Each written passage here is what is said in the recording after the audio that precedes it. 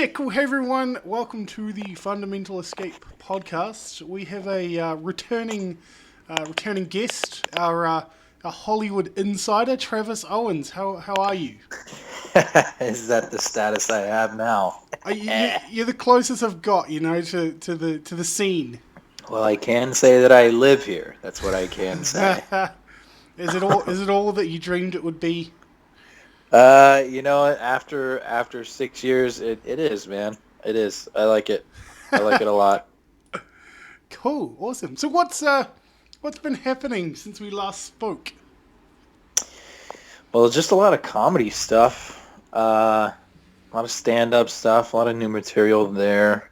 Getting down and dirty with some personal stuff, which is nice. People tend to like that. It tends to keep me active mentally with my material. And then just a lot of stuff with Cecil and Roland. We're going to be appearing at the Razzie Awards this year, and tell us about that. Like I've no idea what are the Razzies to the uninitiated. I've heard of them, but well, I didn't know much about them either myself. But the Razzies are there's an award called a Golden Raspberry Award that's given to the worst performances and worst picture of the year for films in Hollywood. So in the past, the people that have been nominated, like Halle Berry for some movie that she did that people deemed horrible, and Sandra Bullock, and I think it was Catwoman. Yeah.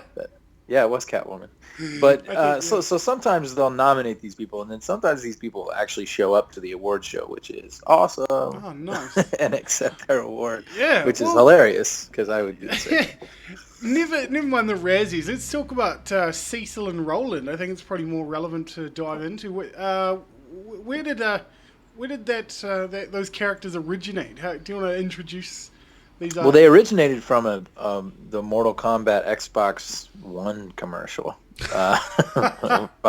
Funny enough, me and my buddy were watching the commercial, and I haven't played video games in forever.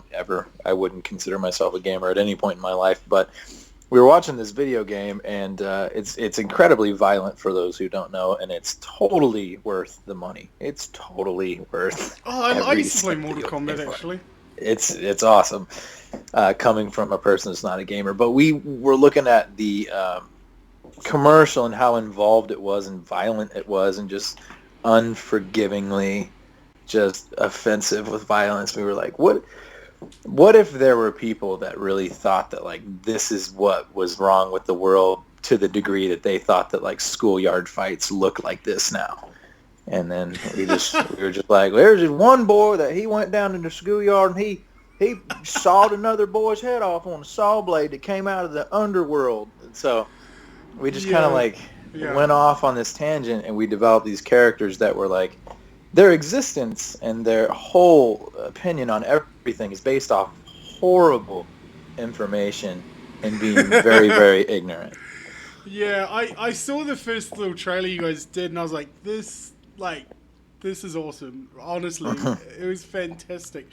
Thank you. It's very close to home for us. It was literally. Yeah, it was beautiful just now to hear you like flawlessly kind of go into character there. It was it's amazing. We will have to have a chat with Cecil and Roland in the future, I think. Yeah. So yeah, I guess I think, what was it, episode 6 or 7? I think you were on for my podcast. I can't even remember. I can't remember either, but it was right? It was a while ago. Yeah.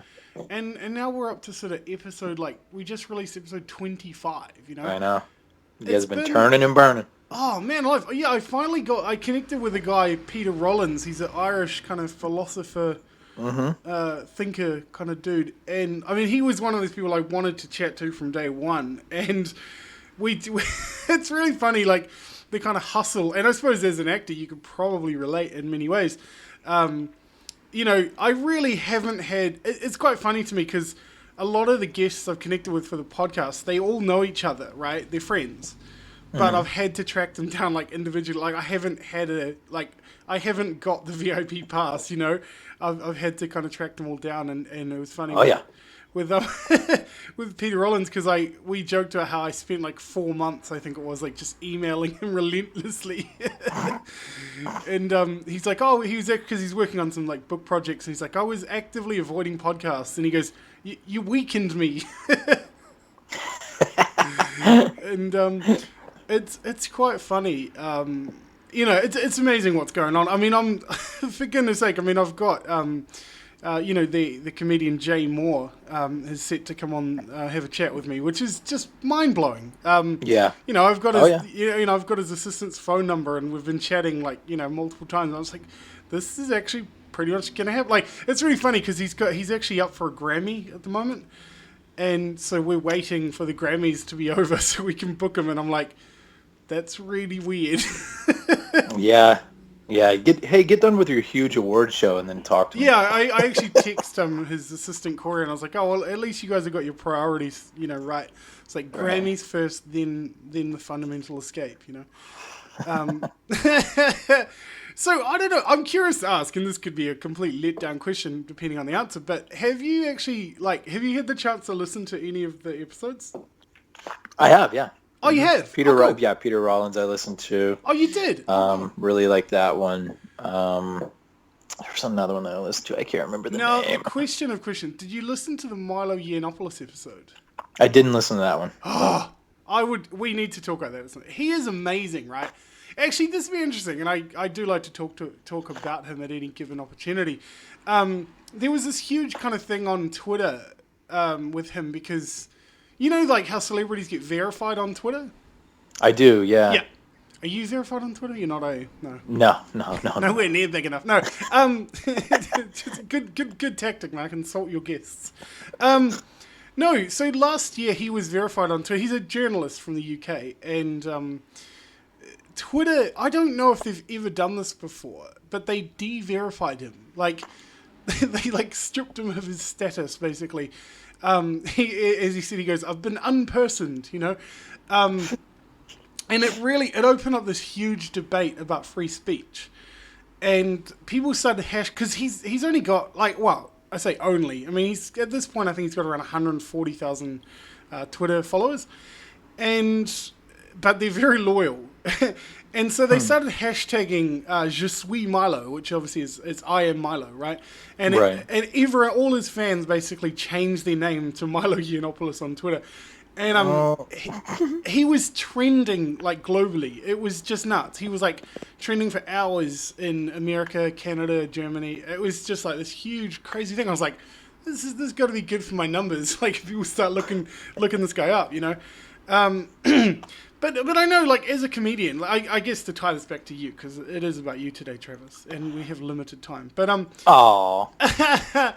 this whole kind of free speech thing in the field of comedy is huge, right? We talked. I mean, we talked about people like Jerry Seinfeld who's saying he can't do college campuses, and you kind of reflected on that in our last chat, how outrageous that is, and.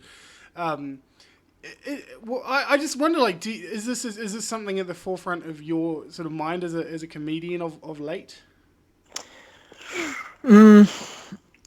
It always is, but it's for the benefit of other comics.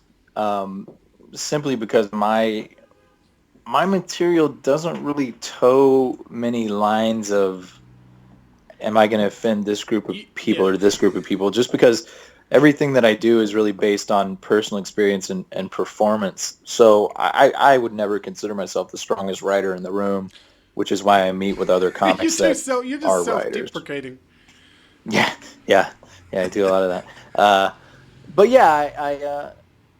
But it's for the benefit of other comics because I have a lot of friends of mine that are really, really smart comics that should be able to say what they want to say. But it's also a really weird line because it sounds really, really good to be able to say, I'm an artist and I should be able to speak how I want to speak. But if you go to late night open mics that I go to, sometimes that's not the greatest rule that you should be able to say everything that you want to say because some people are just mean and not funny. Yeah. But I don't know. It's a weird gray area. Yeah. And it's funny. I want to make this conversation a little bit interesting because you and I had a bit of a disagreement over Ricky Gervais a while ago on Facebook. Yeah. Oh, yeah. Let's talk about that. Let's Because, you know, I don't know if I told you, like, so he actually blocked me on Twitter. Mm-hmm. Did I tell you that? I did tell you, didn't I? You did tell me that, yeah. I like to bring it up at any time I can. It's just, no, I don't. It's not about that. Quite honestly, and I talked to Peter Rollins about it as well. And I was like, I'm like this disillusioned fan. I'm just like, what the heck, you know? Because back in the day, I put Ricky Gervais on this massive, like, pedestal. He was, like, amazing. I've spent so much money on his kind of merchandise and listened to all his podcasts and stuff. And I'm just like, you know, and I actually chatted to this, there's a guy in Australia, he's a YouTuber, and I told him about the thing, and he goes, that's not the Ricky Gervais I know. Like, he's like, what the heck, you know? And there's obviously, you know, there's kind of things with, like, Amy Schumer, like, being accused of plagiarism and all this kind of stuff. I was like, no, this is not controversial to talk about. It's in the news, you know. But what is going on? It seems like these kind of untouchable comedians aren't as untouchable as we might believe. Yeah, part of me can wonder why he did it, but part of me can see why he did it. Just knowing him as a person, because he's very he's got a lot of conviction with his atheism, which is I haven't fine. noticed. Yeah, well, I mean, yeah, everybody would that follows him to even a certain degree. Yeah. So I see why he would do it. As far as blocking someone, no one's gonna know that he blocked someone unless that person starts to talk about it. So it's not. Or makes I mean, a parody video mocking him. Yeah, so it's just a convenience thing for him, but. I don't know. It's a little weird. I think it's more of a claim to fame for you that Ricky Gervais blocked you. That'd be cool. That's my claim to fame. It's hilarious, you know. But it's the irony of it is just it's just bizarre. Like, I'm like, this is the guy that eviscerates these A-lister celebrities at the Golden Globes, right? Mm-hmm. I was like, I bothered him enough for him to go to my profile and click block. I was like, what the heck? Like, that's nuts. And I wonder, I mean, like, maybe this is like therapy for me. I mean, I guess I was bullied. No, this is great. I mean, I'm a huge Ricky Gervais fan. I mean, fanatic. There's no one, there's not a person in the world that I think is more talented. Hands down, Travis. There's no question. Like, don't even debate me on it. I could quote you movies. I could quote you podcasts. I could do, you know, I probably am one of the biggest Ricky Gervais fans ever. And again, like I say, I'm just completely disillusioned. And I wonder, you know, as I was about to start saying, I was bullied a little bit at school, I suppose you could say, in growing up. And you kind of realize, I'm just like, is this kind of cowardly bully mentality of this person that kind of can be bold and brash and say these things, but is really quite thin-skinned, perhaps? like, because, I mean, to put context, like, the reason he blocked me, the tweet that I sent was...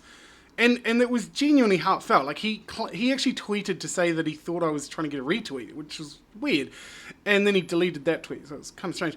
But I said to him, because he sort of has these three modes on Twitter. He goes, you know, kind of like shameless plugging of all his merchandise, animal activism, and belligerent atheism.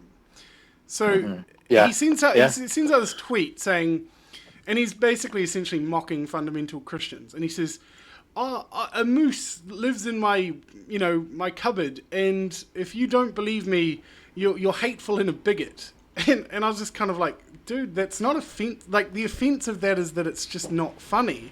Like, it's weird. I'm like, you wrote The Office, for goodness sake. So I sent him the tweet, and I said, Ricky Gervais, Richard Dawkins' tweets are funnier than yours right now. Please address this. Oh, okay. Now we're making sense of it, because now we came back around to where I started to defend him. This is where I started to defend him. I went up a couple. Okay, this is a perfect way to explain this to you. I went up a couple weeks ago with Joey Diaz in the same show as him at Flappers in Burbank. Joey Diaz, if you don't know, is one of Joe Rogan's favorite comics. He's a really, really good friend of Joe Rogan. Okay. He is a very, very harsh, just he's like a heart attack walking of an East Coaster. Just got just balls that he needs to carry around in a wheelbarrow. So he's a really, really brash kind of comic that will come out and he'll say something to disarm the audience, and then he'll just kind of play in this area. But he wants to jab you until you're like, all right, you know what? I'm tired of being offended by this guy. Let me just kind of uncross my arms and be in the room and listen for a little bit. And then he becomes likable at the end of the set. But it's after he's completely sabotaged himself. And it's great. And I love him for it. But my girlfriend was at the show too. And my girlfriend said to me, but he's big. Joey Diaz is a big comic. He's not a Louis C.K. in the way that Louis C.K. is famous, but he's a comic. So he's known throughout the community by all the bigger comics. And he did the set, and it was a late night show on a Thursday in Burbank. The room wasn't quite full.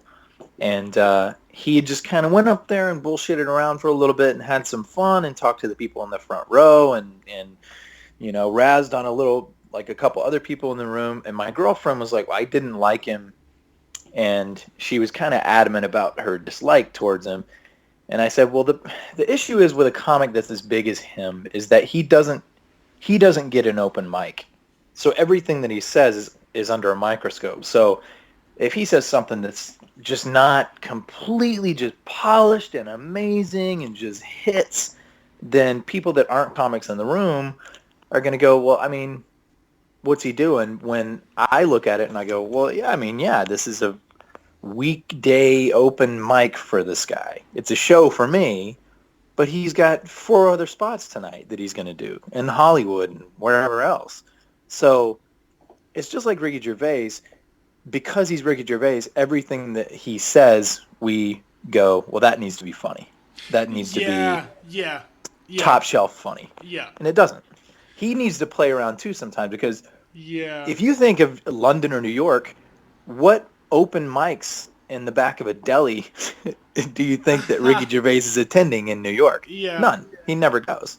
You know what? I can kind of go with you on this. I sort of can, to be honest.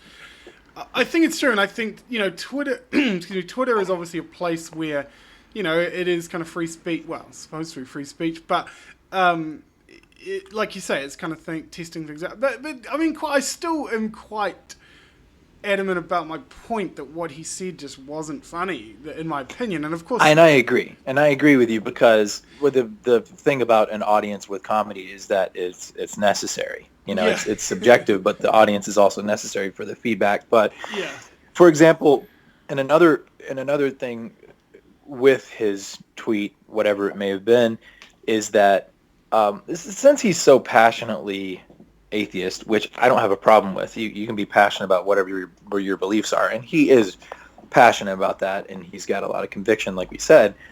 But sometimes if there is not an incubation period with certain things that are so close to you and so personal, they come off as mean, and they come off like you just kind of ripped the scab off and the blood's really fresh. Like I do that a lot because a lot of the things that I talk about are you're never going to come to a show and hear me talk about something that's in the news for longer than 30 seconds at a time. Just because you already have your opinion on that. I don't give a shit. You don't give a shit what I think about it. I don't give a shit what you think about it. Let me tell you something about me that you haven't heard because you don't know me and I don't know you. And that's just my idea of comedy, but sometimes when something's so fresh and you dig too deep and you speak before you've kind of let that hash itself out. Sometimes that can happen, and I think that happens with him a lot. I don't know. I just think, I mean, and I sort of reflected to Peter Rollins when I was telling him, I was like, you know, because, you know, I said, he bleeds, as Peter Rollins uses that language, like, he's human, and I think, to me, there was actually something quite profound about this experience, and it's not just a claim to, I really don't care, it doesn't, you know, whatever, it's just funny to me, but it is quite, like, I think it's quite refreshing to kind of remind yourself, hey, he is just a human being at the end of the day. And I was like, maybe he just had a bad day. Maybe I just, you know, whatever. But it is interesting, and I was going to say something. I just lost my train of thought. Now you lost your train of thought on our last podcast. Now it's my turn. It's quite funny. What the heck was I going to say? It was going to be oh yeah, this is right. That's right. So it's really funny. You know, obviously I've been sort of podcasting for over 7 months now, and I haven't had my email inbox is not flooded daily with fans of the show telling me how awesome I am. You know, I've probably had contact with maybe 10 or a dozen people that have appreciated what I'm doing, I suppose. You know, obviously got numbers. We just hit like over 40,000 plays today, actually. Oh, cool. And yeah, that's just on the channel. So, and then there's YouTube as well, of course. But so, I had a guy he was telling me about his thoughts on my interview with Peter Rollins, and he was kind of like correcting me, sort of going, "Oh, look, it's really great that, you know, you get to share with these people." And like, he was kind of basically telling me off for talking about myself too much, essentially. And I'm going, screw you, dude. Like, sorry to be offensive, but like, this is my podcast. Like, if you want to start your own thing, like, go nuts. Like, you. Of course, yeah. And I think to tie that into you with comedy, I think, you know, it's like, imagine someone, you know, coming up to you after a show and going, Travis, that was really good, man. But you talked about yourself quite a lot. Like, what's the deal? You know, it's like, and I wonder. I think, just to kind of wrap up, because I know we have to wind down like pretty soon. But I think there's a real space, and I'll put some links in the description to your stuff on YouTube, because I think people need to see it. I think it's hilarious, and you are very self-deprecating and very open, and you kind of, you know, your comedy style is interesting because you sort of tell these stories and you bring up things like, you know, your religious background, as we talked about a little bit, and stuff like that, and it's kind of like this safe zone for you. Like, that's where you feel comfortable to kind of take the piss out of yourself and things like that. And right, you're very kind of, I guess they would say, everyman, you know, like very relatable, very affable. You know, you don't take yourself entirely too seriously, like I do most of the time. That's great. That's a glowing review. I should start a Yelp page for my comedy. So that no, but honestly, I think I agree. It's exactly what I want to hear, because I want to be able to relate to everybody with stories that are. Yeah, and I think there is, quite honestly, there is space for it. I mean, it's funny, even things like podcasting and this form of communication is growing. There's actually a podcasting conference this week in Auckland that I'm like helping out with. So it is amazing, and the whole phenomenon of podcasting is sort of growing. And I think it's funny. I was reflecting with a guy here in New Zealand who's got a podcast as well. I should actually connect you to. You guys would have an amazing conversation, actually. It's funny. His name's Will Fleming. He does this podcast called My Kiwi Life. It's sort of on the same vein of what I'm doing, but it doesn't have so much of that religious element. Like, he's sort of just like, hey, let's ask these big questions. And, you know, he's like real, you know, typical Kiwi persona kind of guy, just real relaxed and, you know, chilled out, as we say. And it's great. And I was sort of saying to him, it's amazing with all this technology that the thing that emerges as popular is like a good old-fashioned conversation. Yeah, that's what I was about to say, is that, you know, it's I'm really thankful for podcasts, because, I mean, if we didn't have them, geez, where would we, like, everything is so push button now that nobody wants to have a conversation on the phone. And, you know, it's like, I'm a little older, like, as far as, like, I can still have a conversation with my friends on the phone, and I like doing that, but there's a ton of people out there that think that that's the weirdest thing in the world, and I kind of see where they get it, because nobody does it. If nobody's doing it, it is a little uncomfortable. So, just before I forget, we do have to do this, because it's one of the reasons I was keen to connect. So, you've been sort of keeping, obviously I've got this this mobile app idea that I'm working on at the moment. We've kind of landed on the title, or the name, Play It Forward, which is kind of a riff on, you know, Pay It Forward, because it's really cool, because I really do feel passionate about, we actually want a real distinct kind of charity element to this whole project. Yeah, that's new. Yeah, so when the whole idea being that when you support an artist, that a portion would actually go to like a charity of their choosing, right? So it's actually really amazing. So I've connected with this guy, Dakota Gallimore, I think his last name. He's about to launch a crowdfunding platform called Dreams.build. So we've connected on Skype, and they have a real charity element to what they're doing as well. So they are working on the sort of similar model to things like Indiegogo and things like that, where we are now. Okay. Only one contributor so far, which is me. I just put $20 on this so it doesn't look like zero right now. But so say things like Indiegogo, you'd raise your capital, and then a portion, like they take a percentage, right? So with Dreams.build, they take a percentage, but then they give half of that fee to a charity, which is great. Oh, that's great. Yeah. So on the podcast, so I connected, I actually didn't do the interview. I had a friend, Rachel, who did this interview, but we connected with the guy, Scott Harrison from Charity Water on the podcast last year. And do you know about Charity Water, by the way? I don't. Oh, Charity Water. Let me give you a quick 30-second plug. Charity Water are amazing. So Scott Harrison, essentially, long story short, he was an events promoter in New York. He was getting paid basically to be seen in public drinking certain brands of alcohol and things like that. He just had this like amazing lifestyle, and what a life. Yeah, but you know what? Not to get too deep or spiritual, but he got profoundly bored with it. He was like, "This is utterly like meaningless." Sure. He had like a kind of King Solomon experience, I suppose you could say, like meaningless.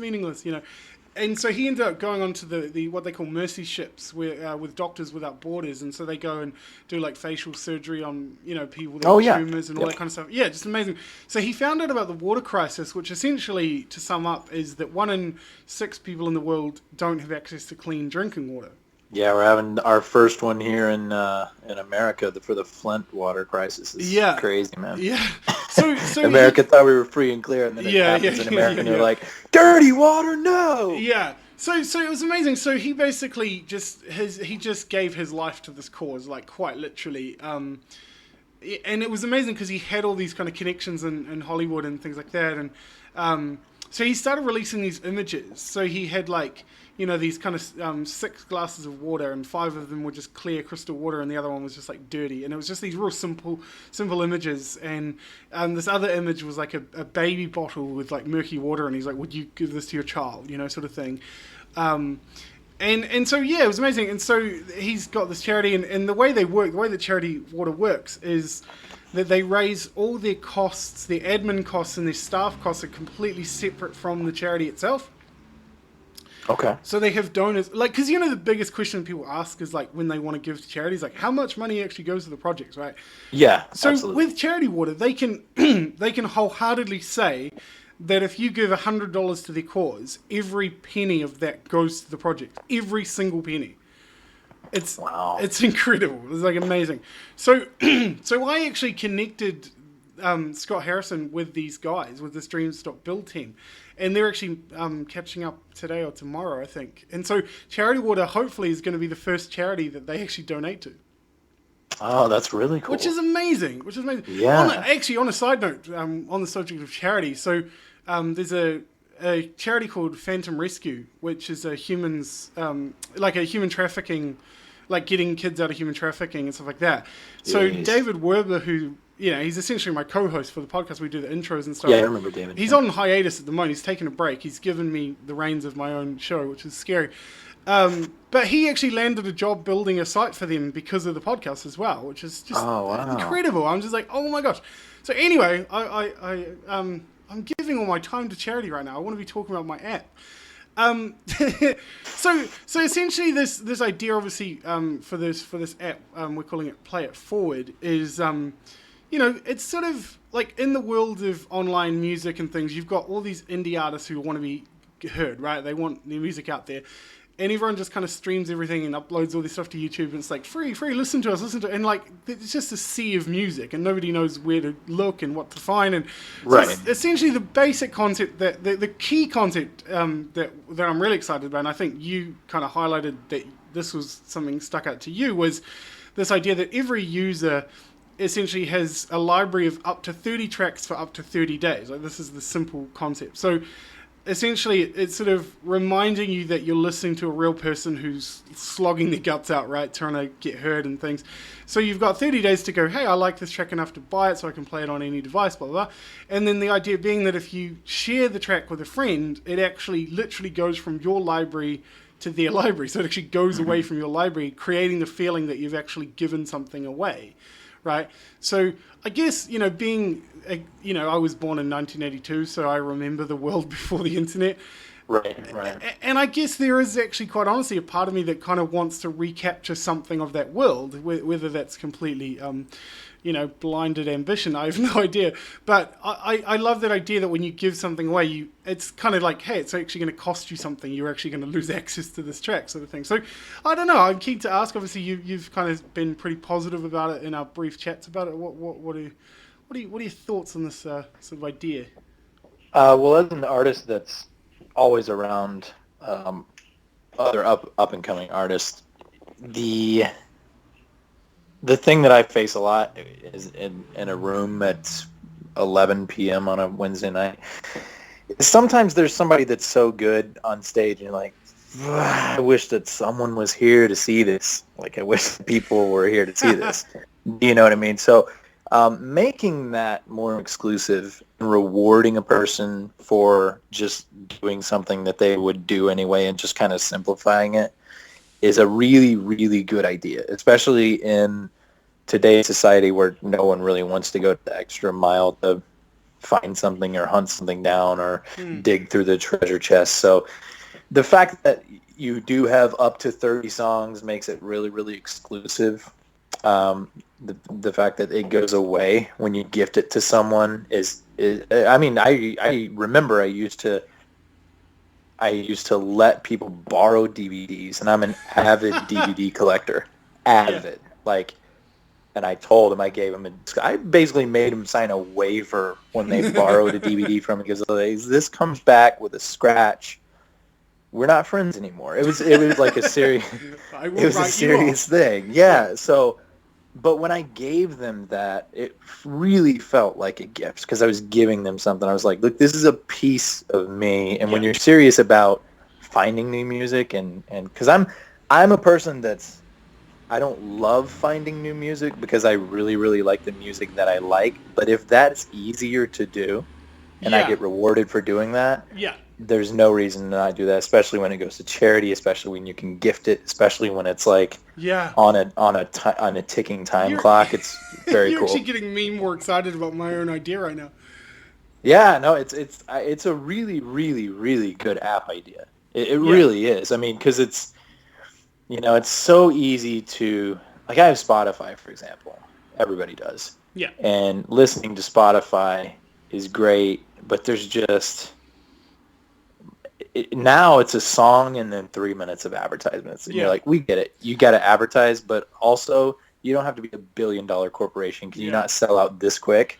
So knowing that you have an app that you can listen to music and you can share and it goes to charity and it's just great. Well, it's funny, I'm thinking, because we want to have a live streaming element to it as well, and I was like, that would actually work really well for comedy as well, by the way. So can we count on you to, like 10% of your next kind of film fee to the project sort of thing? Or Yeah, as soon as I get a next film fee, I'm good. Hire this man.